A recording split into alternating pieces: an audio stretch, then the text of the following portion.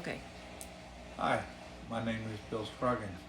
I have been diagnosed with LAS, and after being diagnosed the last 5 years of being misdiagnosed, it's rough. So to all my fellow brothers and sisters out there, it's it's a tough transition, I should say, to get your head wrapped around this disease and what it can actually do. So I just want everybody out there, my people that are going to be or could be diagnosed with this disease, to be aware of one thing. And like I said, we're gonna get more into this, but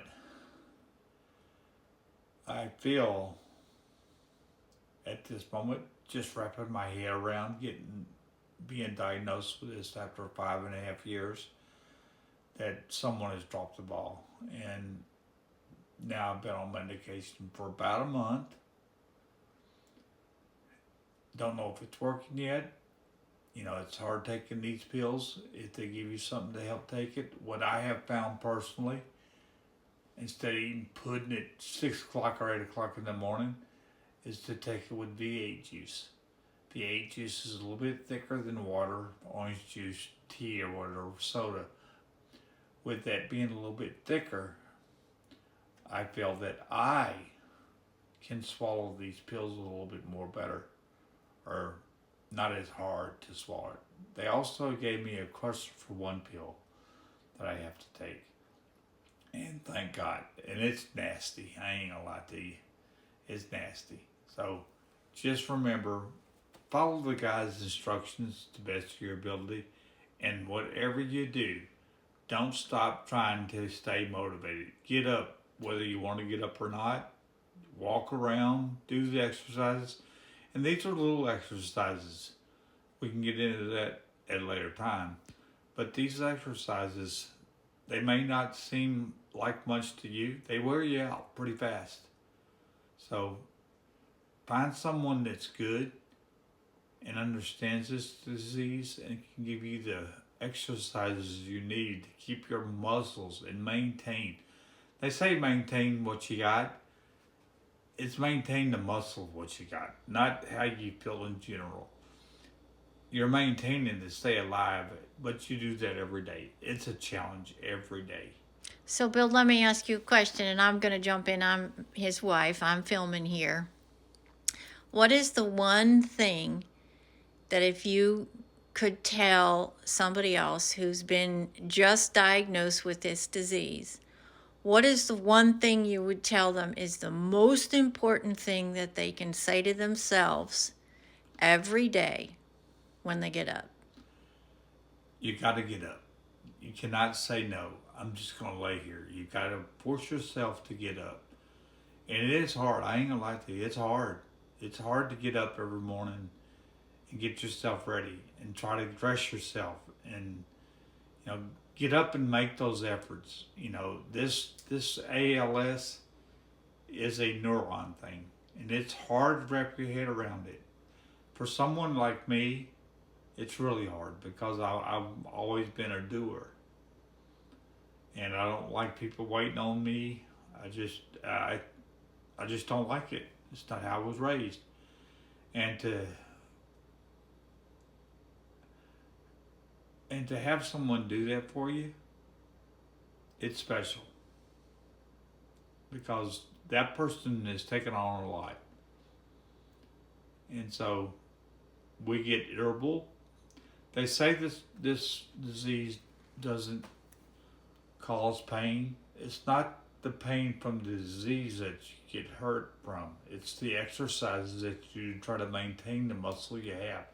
If you're not an athlete and you get this and you haven't been working out and you don't work out and you don't have a workout regimen, it's going to be really hard because you got to try to work those muscles to maintain what you have so you don't get bedridden and bed bugs and that sort of stuff. You have to get up and you have to make yourself say, you know, you're not going to outrun it.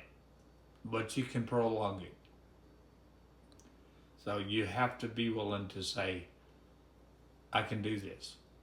And be determined every day to get up and do it. And you have to get up no matter what it is. You know, for me, it's an everyday thing. There are days I just want to lay in bed and say, screw it. But I know that I have to get up, take my medicine. I have a regimen, 16 Are you pills. working still, Bill? Are you working? I am still trying to work, which they keep telling me that's very important to stay as busy as possible. But when your limbs don't work, your speech doesn't work, your breathing doesn't work, and your speech, and I'm sure y'all can notice, my speech has already been severely hampered. So I don't speak very well, but that comes with this disease. But you've got to, swallowing. Do you think that keeping active and staying working as long as you possibly can stay working is part of your day-to-day therapy to keep your levels where they are? I do believe that. You know, for someone like me, I use the stairs because my office is upstairs, so I use the stairs as exercise. Do I want to go up those stairs? Hell no. But do I do it? Yes, I do, because I don't want to be on the opposite side of that, which haven't seen firsthand yet, the devastation, other than what I've watched on videos. But for the people that are in my age group, or not even my age group, or just anybody that gets diagnosed with this LAS, it's a hard pill to swallow, because I think, in general, most working people think like I think. And, you know, you don't want to be catered to. And the worst feeling is you don't want to be a burden to people. And that's a lot of the things that people struggle with, because they feel like they're a burden. And to have, like I said, to have someone that loves you and is willing to take those steps side by side. It's important. It's very important. So if you're not in that kind of relationship, you encourage others to find a support mechanism where you can have that day-to-day interaction with somebody that's helping you stay at the levels and keeping your activity up and just giving you the emotional support. It gives you that emotional support. It's just not emotional, it's physical support too, because you don't want to let that person down in general. So it's hard. I mean, I'm not gonna lie to you. Like I said, it's hard. It's hard to stay focused and do the things that you need to do. So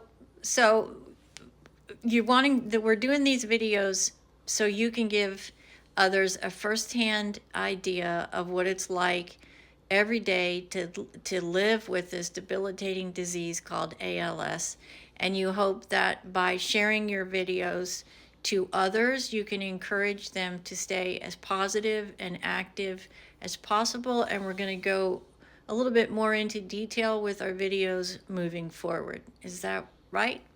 Yes, I'd like to go more in depth, maybe. And if you have any questions, I can tell you try to explain to you what I'm feeling.